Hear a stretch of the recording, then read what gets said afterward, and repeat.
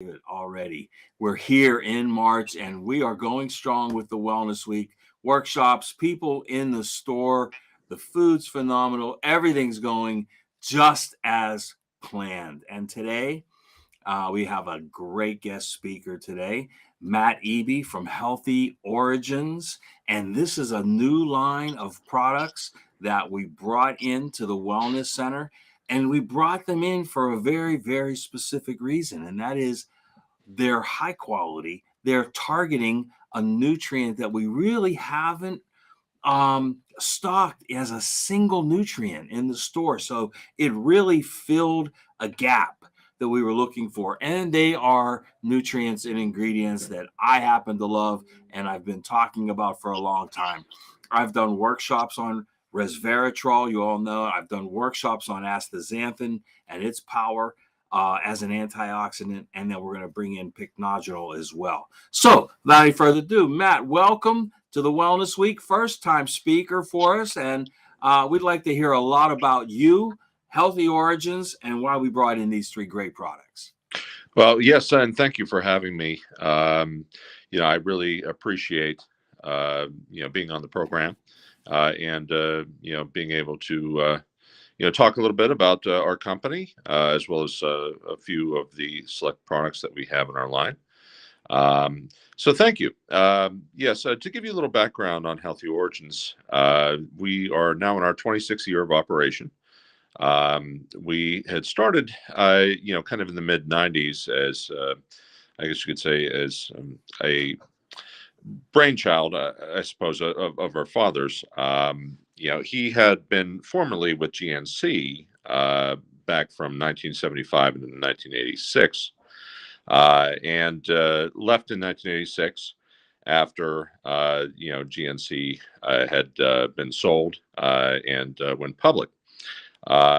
He started doing some side, I guess you'd call it side projects, buying and flipping raw materials, as well as some consultation type of work for different, nutritional companies, as well as some raw material providers. With that said, he had acquired a lot of knowledge over his tenure in the nutritional industry and decided to branch out completely on his own and start Healthy Origins in 1996. I came on board in 2005 as a territory sales manager when I was living down in Florida. And then since more help was needed back at home base in Pittsburgh here, I was brought back up to Pittsburgh, and then, as a kind of a sales assistant, and then kind of worked my way through the different, parts of our building, whether it be our warehouse, and of course, sales, administrative, accounting, and kind of, got into my special area, which is my area of expertise is more along the lines of formulation, sales, product development, and certainly, really a lot of what we do as a company is kind of we do a lot of specialty items. Some items that you may or may not be as familiar with, but have a very good history of different, I guess you'd say, different forms and dosages. And we offer a lot of different products that cater for condition-specific reasons. So we have everything from coenzyme Q10 to core letter vitamins such as vitamin A, B, C, D, E, K. But many of the products we're going to be discussing today are actually specialty ingredients that I know you are familiar with. But I want to kind of highlight what makes our company tick, and what our goals are for bringing these products into the limelight, of course, and kind of explain a little bit about what we do. So most of our products are specialty nutrients and specialty minerals and, healthcare products that, do carry higher quality and do appeal to a more niche customer. Generally, our customer is more educated, more informed, and is very in tune with their health. Matt, is it primarily consumers, professionals, or a mix of both? Your Sure, it's customer. actually a mix of both. So Okay. we sell to both, consumers. We sell to healthcare professionals, and most of our business is health food stores and retail outlets. We've kind of, when we started, we were just doing a lot of health food distributors, such as Select Nutrition, United Natural Foods, Tree of Life, formerly Tree of Life. Right. Um, and other distributors, Threshold, etc.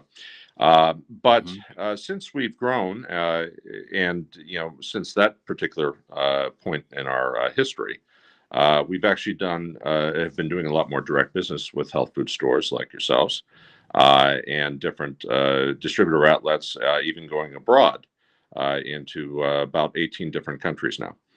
So our specialty with that and our distribution model is, quick turnaround, of course, and trying to keep our finger on the pulse of the ever-changing landscape when it comes to, product procurement as well as, raw material supply. So luckily for us, many of the issues that have been plaguing the ports as of recently have not been as much of an issue for us. Most of the raw materials that we add into our products are of North American, European, or Japanese. And generally speaking, when we have ingredients that are from Japan, they're flown in via air. So we don't have too many products that are, I guess you say, substantially delayed through the issues that we've been having upon importation into the United States through different Mhm. routes. Mhm. But the main products that we have, and what we like to focus on is uh, products that have a good reputation, of course, and even more so, raw materials that we can add to our products that are well known, very reputable, and are searchable, especially from our demographics perspective, from our core audience. So we want, and a lot of the items that we sell, as you see on our bottles, we include the logo, if it is, of course, a branded trademark product, right on the front of the bottle, because a lot of our customers, and the consumers taking our products, demand in certain respect that they want the highest quality and they want to know where the products are coming from.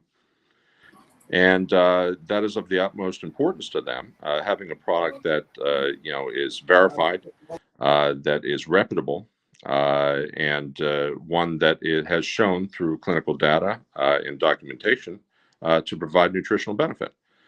Uh, Well, we're very familiar with branded, research, trademarked ingredients, mhm. and we love to see that in formulations that we bring in, and that's one of the things that stands out. Um, you talked about quality. That's one of the, I guess, the guidelines are, so when people say quality, everybody says it, right? But how do you back it up? Well, when Yeah, you have branded ingredients, that's one way of really backing it up.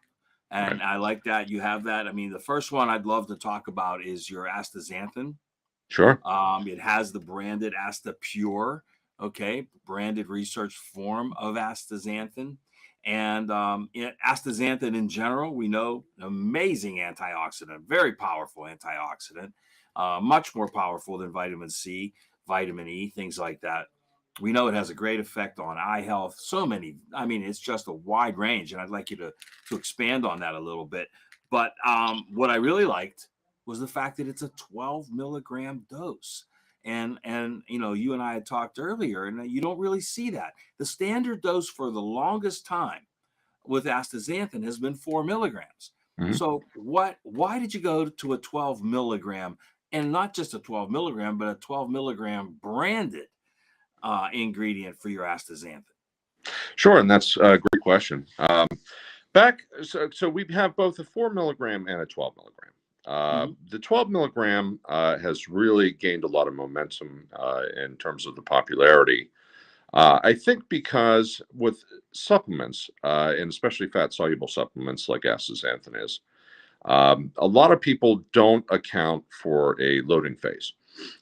So the data and the information that we had received from our raw material supplier, and they're an Israeli company, and we'll go into some detail onto how they produce the astaxanthin and why I feel it's superior to the others in the market. But mhm, um, the data that we had received said that most people, when starting, at least for the first 3 to 4 months, should be taking a higher dose of astaxanthin, which is 12 milligrams, which is kind of the particular strength that seemingly just caught on because they said, well, take triple the amount of the what they call the maintenance dose, which is the 4 milligrams daily. So the 12 milligrams became very, very popular very quickly because a lot of people, and as you know, with supplements, if you're taking something for joint health or heart health, especially for something that, is going to, you want to have an impact on your body in a relatively short amount of time or as short as possible.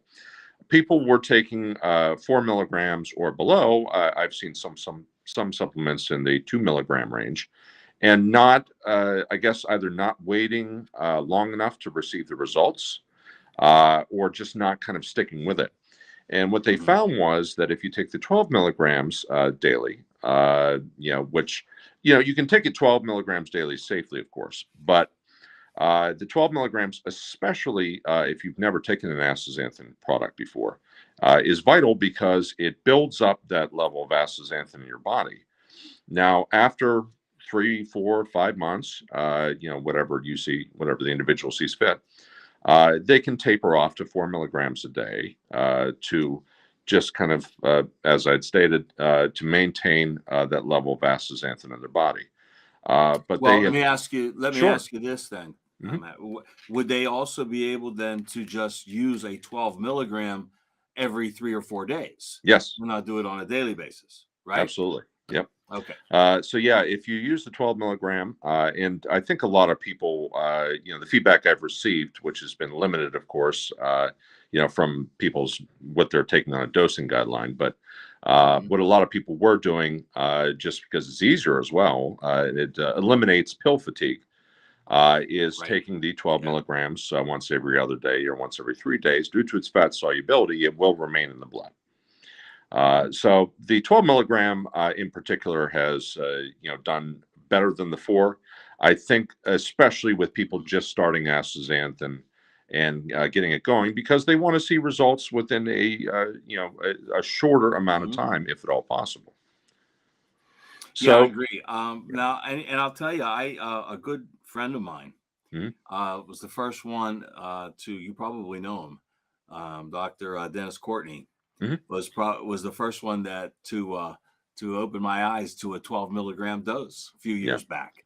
And yeah, so he knew about it then, and that didn't surprise me. But he does a lot of work with vision and eyes, and so that it all worked into place. But it goes so far beyond eye health, doesn't it? Astaxanthin. I first heard about the 12 milligrams dosage from a good friend of mine, Dr. Dennis Courtney, a few years back, who has done, he's doing a lot of work with vision health these sure. days in the last couple of years. But astaxanthin in and of itself is not just for eye health either, right? I mean, what are we looking at here? Why should everybody be taking astaxanthin on a regular basis? Sure. And a lot of people don't really know what astaxanthin is. I mean, besides for its Right. complicated name. Yeah. What astaxanthin is, it's Well, a they definitely don't know how to spell it. That's for yeah, sure. yeah, Yeah. yeah. I've heard every Yeah. different way that astaxanthin can be butchered through spelling or over Yeah. the telephone. Uh-huh. But yeah, what astaxanthin actually is, it's a naturally occurring carotenoid that's found in different algae, Mhm. different seaweeds, and of course, throughout a lot of streams, oceans. And what I always like to tell people, because then they can kind of relate to this, is that astaxanthin is actually what provides salmon's beautiful color, or shrimp's, their red glow, let's call it. Yeah, so like Because when you get a lobster Mhm, and it's brown in nature, right? mhm, But when you cook it, the shell turns red. that's right. That's activating the astaxanthin, is it not? It is, yes, Yeah. because it's actually stressing the astaxanthin. Mm. And it's similar in the way it's created from our raw material company, our partner, Alga Technologies in Israel. So it's the way that they make astaxanthin. They have around 300 miles of glass tubes.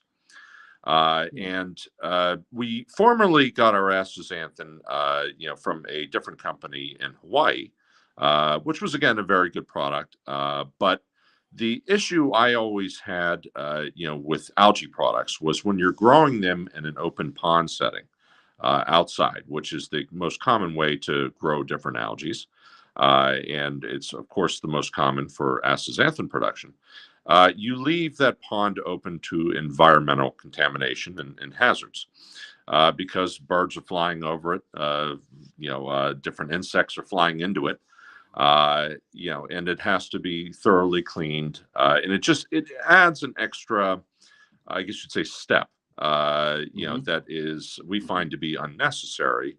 And it just leaves that door for potential contamination much Mhm. further open. The reason why we chose Alga Technologies is because of their hybrid system. They grow it in these glass tubes, which obviously is completely isolated from the atmosphere. So no environmental concerns or any type of impurities coming into the product. And it's the way that it is grown. It's reacted, of course, in these tubes, going back on the color. It starts as green, and when this algae is stressed, it turns to a Mhm. bright red, a beautiful red color. Mhm. So astaxanthin actually is used as a natural pigment too in certain different, food items, grocery items, Oh, okay. etc. Hmm. Now, not as common, of course, is beta carotene, which is also part of the carotenoid family.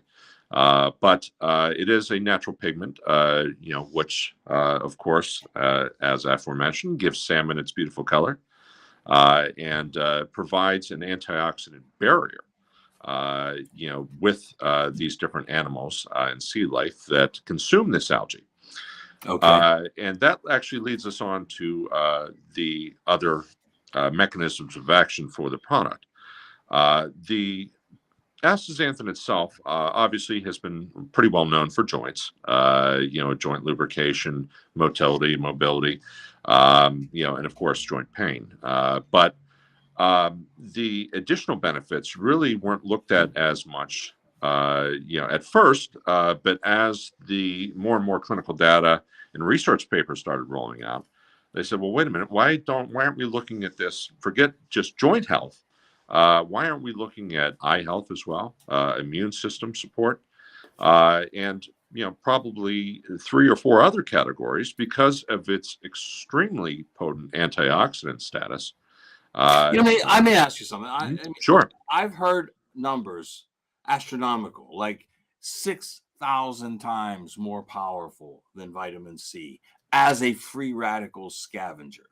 Mhm. Is that verifiable in any way? It it is to an extent.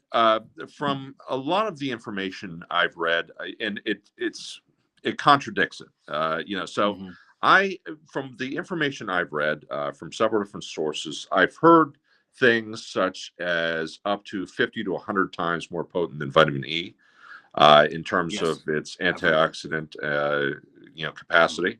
I do believe that, because we sell vitamin E in our product line as well. And Mhm. most people consume vitamin E. It is a preservative, it is an antioxidant, of course, Sure. but it's more or less for the hair, skin, and nail health benefits. The astaxanthin, on the other hand, being what it is and how it's consumed, by these animals, and a lot of people don't realize, for salmon, as an example, salmon are one of the strongest fish, in you know on the entire planet. And reason being, they give it a lot of credit to the what their diet is.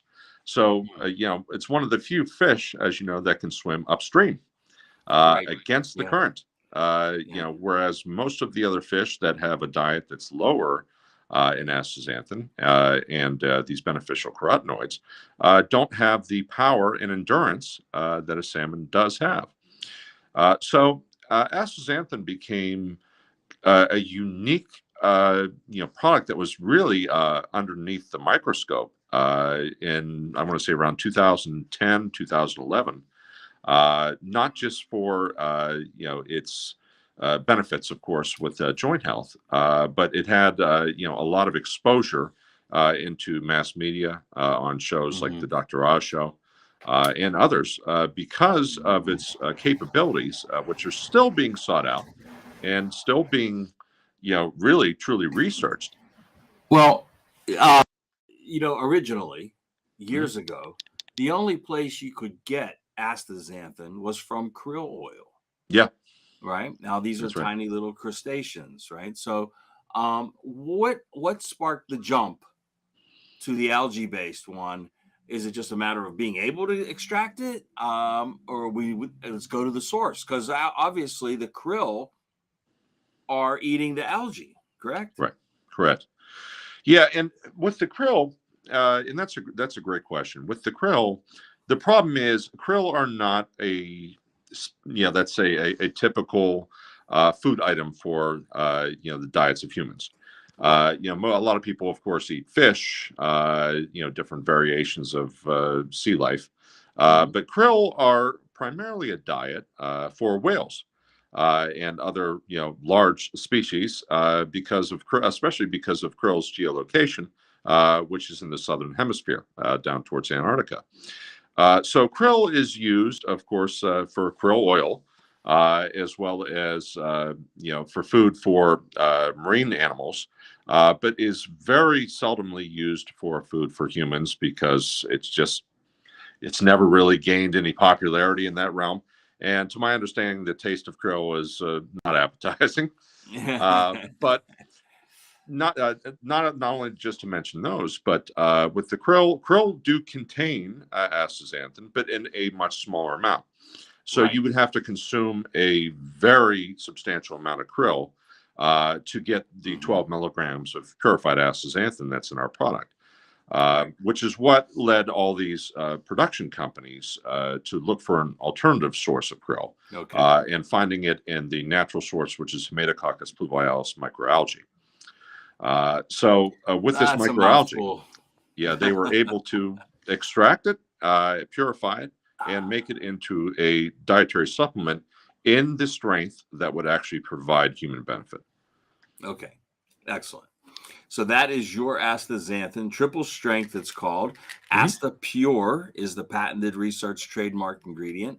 We know that it benefits eye health. We know that it benefits skin health, heart health, muscle health.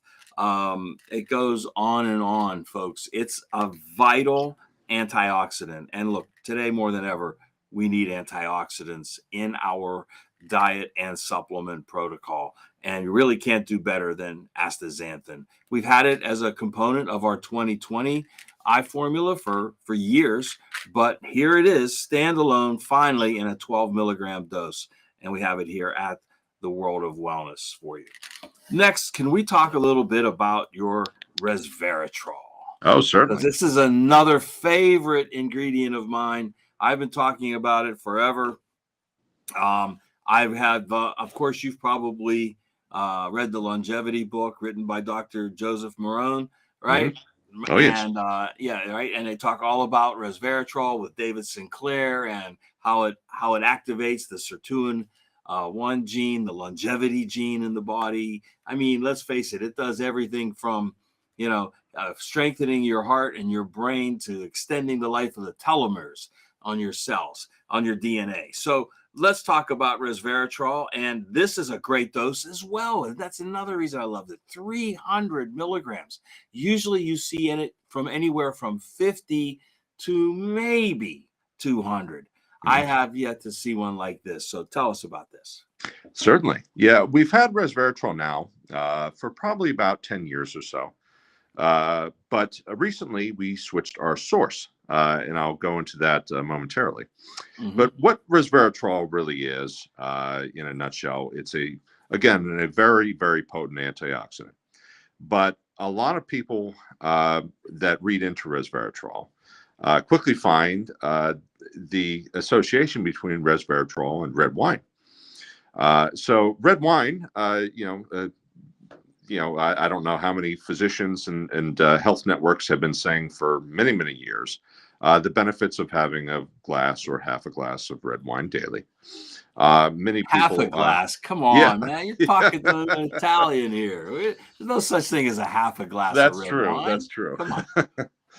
And so a lot of people, when drinking red wine, and they actually do a quick Google search about what actually makes it beneficial for the body, quickly find out that it certainly isn't the alcohol. It's the resveratrol that is Right. contained within the product. Resveratrol is a natural component of red grapes uh, and green grapes, a little bit. Now, what a lot of people think when they consume a glass of red wine, of course, is that they're getting a overabundance of resveratrol. Everything's great, and that's all they need. When in reality, resveratrol, while it does come from grapes, it's in a very low potency, for grapes overall. So many grapes would have to be used to just make up one capsule of a typical resveratrol product that it would be staggering. Mm-hmm. So the most common way formerly that people obtained resveratrol was through a root called Japanese knotweed, Yes. which has been growing for centuries upon centuries in Mm-hmm. Japan and also in Asia. The other Asian countries such as China, Thailand, but is very common in Japan. Mm-hmm. And the root itself, which is very earthy, contains high levels of resveratrol, and so it formerly was extracted from that point, and then made into a product, usually at a 50% concentration. A matter of about 5 years or so ago, a company called Evolva came out. Well, I don't want to say came out of nowhere. They've actually been in the fermentation field for quite some time, but they really wanted to step up and get a better grasp on nutrients. So they had found a way to actually ferment resveratrol from yeast, which, as we all know, yeast fermentates, and the products fermented from yeast right now are quite plentiful. You Mm-hmm. can find, probably 10% of the items in most health food stores are a fermentate of some kind. So they said, well, why can't we get resveratrol in this manner? So they started doing some testing and some initial manufacturing batches and found that you actually can get resveratrol from yeast, and the benefits of it are astronomical compared to the other way of achieving a resveratrol Mm-hmm. supplement through the Japanese knotweed. The main ones are as such. With Japanese knotweed, which is what we formerly had about 3 or 4 years ago before we switched over, is good, and it is, of course, a resveratrol source. But the problem with Japanese knotweed is two major things. Number one, there is a impurity. It's called imidin or imodin, whatever you want to pronounce it. And basically, it's an impurity through the Japanese knotweed that a lot of times is carried over into the resveratrol. It causes loose bowels and is frequently actually given out as a pure supplement over in Asia to help with chronic constipation. So, being an impurity in the production, a lot of people can sometimes experience some GI upset, and nausea, things like that from resveratrol products that were higher in this particular impurity. In addition to that, there's another class of chemicals that people are, more so nowadays than ever, trying to keep away from, and that's PAHs. Which PAHs are an impurity a lot of times in herb and botanical production, and generally derived from the earth, but they have some correlation with causing some health issues. So when we first started looking for an alternative source for resveratrol, there really wasn't much out there. We stumbled upon Evolva's product. And we're really, I guess you could say, just kind of blown away with their material called Verite, which is a 98% pure resveratrol versus a 50%, which is the common, common strength of the Japanese knotweed. There is absolutely no PAH. There is absolutely no imidin, and the actual material itself also doesn't have a bad taste or odor, which is another problem with a lot of resveratrol, is that, when you're deriving something from a root, generally speaking, it's not going to be very, let's say, pleasant to the palate. Right. As opposed to the grape, which is very pleasant to the palate. Yeah. And a lot of people still think that you can get resveratrol from grapes in a supplement, and that just is not feasible from a price perspective. From a I mean, if you don't mind, I mean, from my experience, unless the grape is organic, you're not going to get any resveratrol. Right, because it activates in the skin when the grape is stressed, as you said about the astaxanthin. Same thing with the lobsters and the shrimp and the crab. So unless you're using organic grape skins, which cost-wise very prohibitive, it's not going to do any good. Well, to further on that as well, with organic, grape skins and organic grapes in general, most of that crop is already dedicated. So even if you said to yourself, well, then I'll go get it from organic grapes, good luck finding them. Almost 100% dedicated to the food industry. So they're usually sold as whole grapes. They're not, just sold as, they're not destroyed and sold as skins or for any other reason. So they're almost impossible to find, in any other product except for a whole food. So it's just not attainable.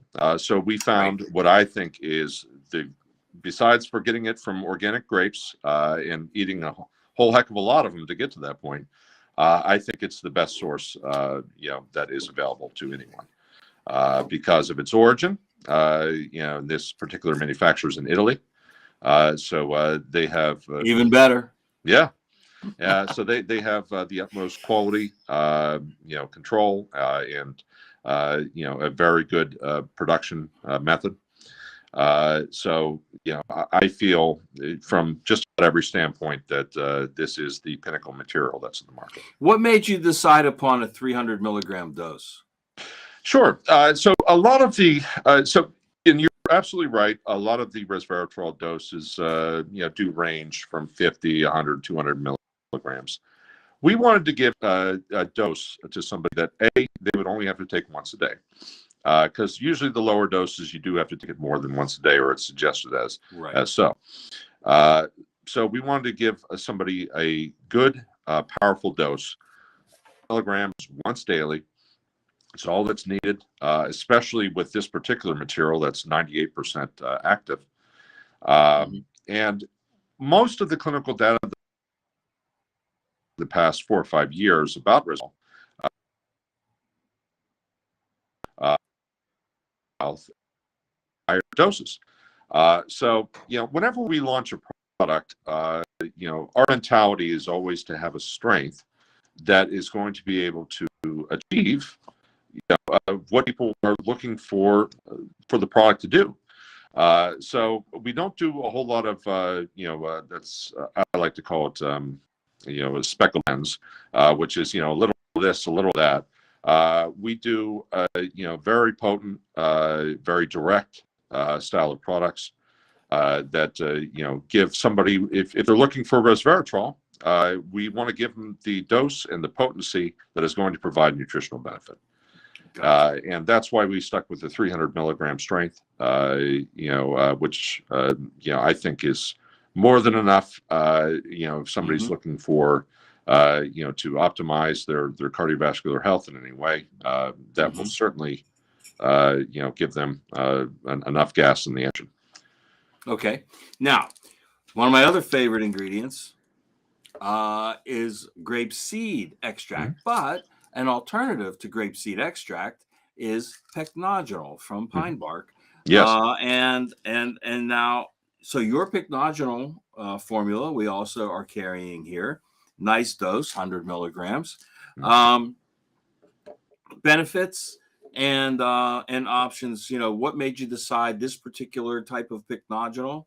And what are you seeing benefit-wise with this? Sure. So to give you a brief history of Pycnogenol, I've been a big supporter of Pycnogenol for a long time. And how it really got started, there was a German scientist, this goes back in the 1960s, that started doing some research with pine bark extract. And trying to isolate the phenols and basically starting to gather some of the benefits of these phenolic compounds that are found within this tree bark, and see what kind of a range of benefit it would provide for the human body. So fast forward a little bit. It started about 40 years ago, give or take now. And when it started, Pycnogenol, and which is just a brand name for a specific pine bark extract that grows out of, it's called the Les Gascons forest. I'll probably butcher that a little bit, but it's a forest that's in southwestern France. That is a preserved forest. There's no pesticides, herbicides, or any other type of foreign matter allowed in this forest. And this particular pine that grows there is known to yield some of the highest quality bark that is across the globe.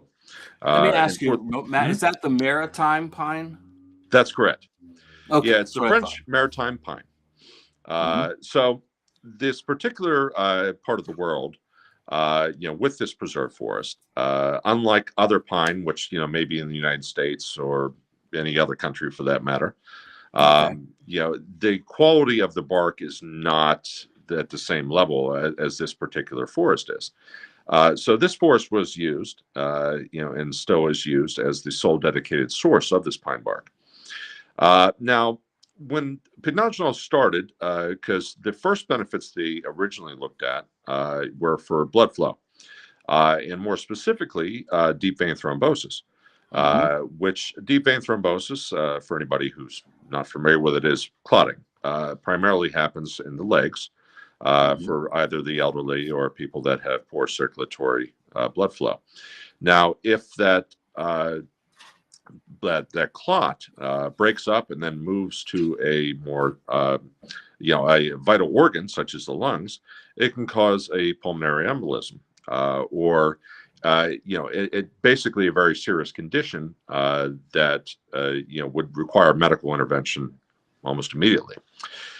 So with that, they had started this pine bark and were debating, I guess, on bringing it out as and I still actually I believe in certain parts of the world, I don't know if it's Switzerland or if it's France, but it's considered a pharmaceutical because of the health benefits that they had originally sought out for the product.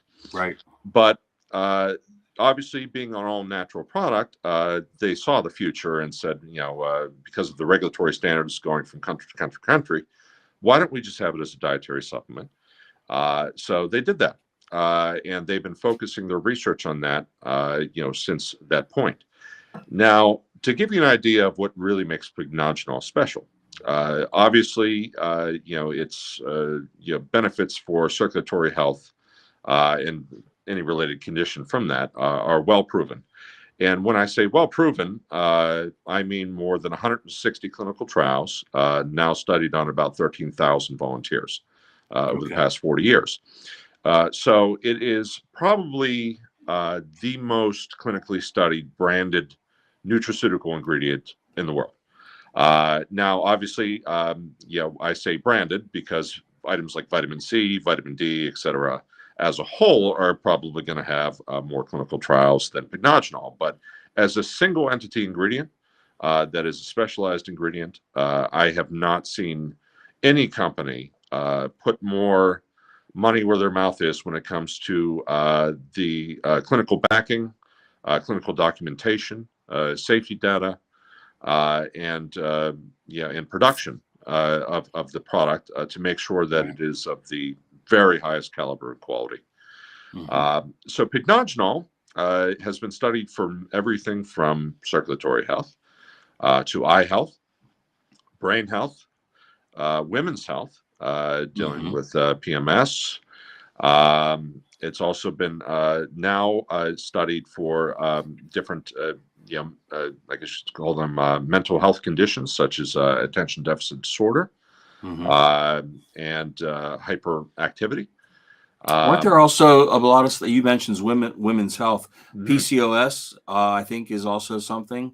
It is. Polycystic ovarian syndrome, right? Which can be. PCOS is something that affects millions of women across the globe, right? And it's polycystic ovary, which could affect things such as difficulty to get pregnant, difficulty to keep a pregnancy, and can lead, of course, to surgery with the ovaries, removal of the ovaries. Which is very serious, for families, and of course, even more so for women, because of the health implications because of that. So PCOS has, been has been critical in finding, different supplements as well as nutritional, nutritional products or healthy foods to try to combat that. And it's quite difficult. So I was pleased, of course, whenever I read the study on PCOS and Pycnogenol. What was the dosage? Do you know in that study? I have to remember off the top of my head. It may have been 60 milligrams.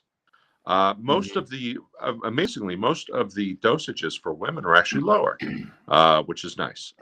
We have Pycnogenol in a 30, 60, or I'm sorry, in a 30 milligram, 100 milligram, and 150 milligram strength. The clinical trials for Pycnogenol range up to about 200 milligrams. There may be a few over that strength now, but very few. So generally speaking, the best selling strength that we have is the 100 milligrams because it covers most of the bases when it comes to the clinical trials that have been conducted thus far. But most of the women's health is at 30 or 60 milligrams daily. It is one of those nutrients where a little more is only going to be better. Yeah. Right. Yeah. So you can't take too much of it. Yeah. You really, like with a lot of people ask, because I have all the mountain of safety data, of course, in one of our files here. Sure. And a lot of people ask, well, how much Pycnogenol should I take a day? And I said, look, whatever you want to do, if you want to take it for a specific condition, I'll gladly send you the clinical information and the data that we have from Horfag, which is the parent company of the Pycnogenol. But if you want something, just kind of a big net to catch it all, take 100 milligrams twice daily. I find that 200 milligrams is very potent, and that will pretty much cover every base that you could imagine for the clinical data that's been released. Yeah. So, if you are female and, you want to, and you've read the study on the PCOS and whatever that dosage is, let's say it's 60 milligrams a day and you want to take 100, there's absolutely no Mhm. harm in doing that. And that's what we've, kind of, come to understand as well was that, more in the Pycnogenol's case is probably better. Obviously, with there being exceptions, you don't want to go too high, but our safety data is all the way up to 200 milligrams a day for Pycnogenol, and it is rock solid. Yeah, it's amazing, these studies, a lot of them that go back about 10 years or so. Hmm. For some reason, 30 and 60 milligrams were the go-to amounts for a lot of these studies. Take CoQ10, for example, right? Right. Years ago, you could only get it in a 30 or a 60 milligram, before we realized, how much, especially people on statins, required a whole lot more, or Parkinson's and heart health in general. But yeah, a lot of those old studies were on lower amounts, but they were getting the job done. Yeah. It was working at that lower amount. So you really, yeah, you can be, um, you can work at the low end, but you can go a little higher if you want. These are all natural; they can't hurt you. And with Pycnogenol, the years ago we used to recommend a milligram per pound of body weight for Hmm. blood pressure regulation. Hmm. And if people would say, well, gee, it only comes in 50 or 100 milligrams, we'd always say round it up. Yeah. Round it Right. up, because it won't hurt you. It'll only help you. But these are three great additions to the store here. And have you had a chance to come over to the store yet, Matt? I have been. Yeah, I have been there before. Okay. It's been quite some time, and I plan on making it Oh, well, over then there you got to again come very back. soon. And you haven't been here since we remodeled. No, I have not. No. Oh, you got to come back. Yeah, you got to see the store now. It's amazing. In fact, if you can get in during the wellness week, it'll be great. Talk to some people here and let them know that that you're the guy from Healthy Origins, and we have a lot of vendors come in during the wellness week. So if you get a chance, if you're in town, please stop by, I will and certainly we'll do be so. glad to introduce you around. Any parting shots? Because this has been great. Good explanation. Great products. Um, but if there's anything else you have for us along the way, and hey, these are selling good, so maybe we'll add some more things to the line. What do you got that's really really different and sexy that we might want to take a look at there at Healthy Origins? Thank you for asking. So some of our, like obviously, we've discussed several products that, we feel are some of our top products in the line, but some of our others that are unique, um, not necessarily in what they are, but the quality that we offer. Mm-hmm. So going back on CoQ10. CoQ10, as many people know, has been around a long time. There are several different variations of CoQ10 that's available. Everything from soft gels to capsules to tablets to powders, even in some cases. Um, One of our raw material partners and one of our longest raw material partners, called Konica Nutrients. Mm-hmm. Uh, they are based in Texas. It is a Japanese company in Mm-hmm. origin, but with the fact that Japan, amazingly, uh, they had, I guess you'd say, had difficulties, in getting the raw material, passed through customs, additional time frames, etc. So they started a domestic manufacturing facility down in Pasadena, Texas, back in 2007 or so, because they really wanted to not only play up the fact that America was now making CoQ10, but their only competition is China. So what makes the Konica CoQ10 special? And there's very few brands that actually have Konica Q10 in the line that's left anyway, because generally speaking, the Konica Q10 is a higher cost than that of their Chinese competitor. But what makes them special is that all of the clinical data that has existed on CoQ10 over the past 50 years or so. Out of all that data, especially the data released prior to 2005, 2010, that's all theirs. So if you see a study from 1990 that's done on CoQ10, it's Konicka's CoQ10. What I like about it, not only the fact that it's an American-made product, supporting jobs and people here in the States, but because it's the only yeast-fermented CoQ10 left in the market. Okay. All the Chinese CoQ10 is bacteria fermented, which is fine, and is still effective. But the yeast fermented is known to be a higher quality product. Has all the nutritional, background on it, all the safety data dating back decades, and is, a higher bioavailability. Just generally speaking, a much more preferred ingredient over the Chinese product. Well, So, we've heard the stories years and years ago about yeah, how they used to. It even wasn't tobacco a source of it was. extraction, and so over there in the lovely or Asian country of China, they were not using fresh tobacco. The No. stories we heard were it was the butts off the street Mm. that they were using to cheaply extract some CoQ10. So yeah, folks, if you see cheap CoQ10 out there, there's a reason.